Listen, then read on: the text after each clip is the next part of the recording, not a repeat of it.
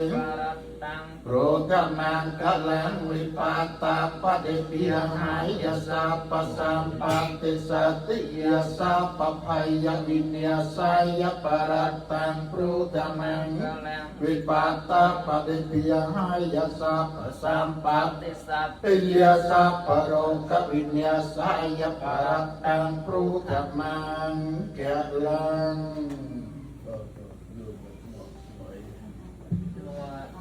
Lý thì nương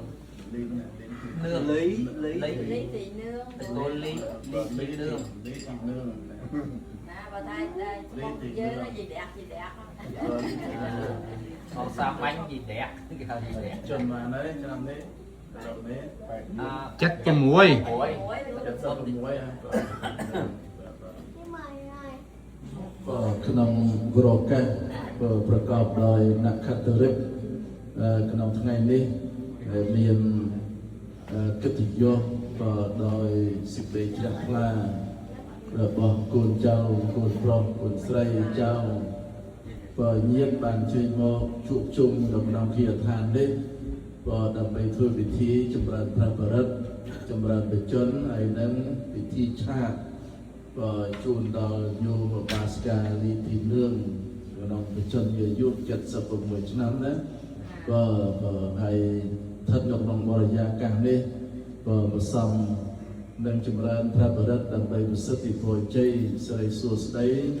ចម្រើនអាយុសុខភាពកម្លាំងព្រลังជូនដល់ញោមដែលកូនចៅមានសេចក្តីជ្រះថ្លាបានធ្វើ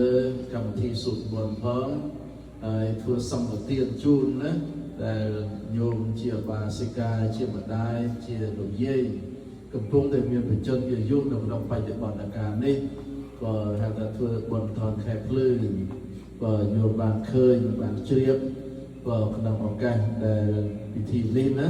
ចម្រើនបច្ចុប្បន្នលោកហៅថាជីវិតមហាកម្មហ្នឹងគឺបានន័យថាអំពើជាកុសលបុណ្យណាដែលធ្វើដើម្បីអបស្ទប់ចម្រុងចម្រើនមួយជីវិតដែលកំពុងតែជួបដែលកំពុងតែស្ថិតនៅក្នុង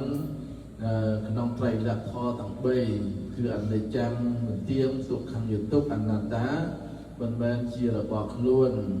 មានជាតិជារៀបជាធិនិងមរណៈដូច្នេះហើយអំពើជាកុសលហ្នឹងយើងក៏បានប្រឹងប្រែងធ្វើបុណ្យកុសលមានការធ្វើទាននិងសមាធិសិលចម្រើនភាវនាខាងផ្លូវចិត្តឬក៏ស្ដាប់ធម៌ជាដើមហ្នឹងដើម្បីបានបុណ្យបានកុសលអបស្ទប់នៅជីវិត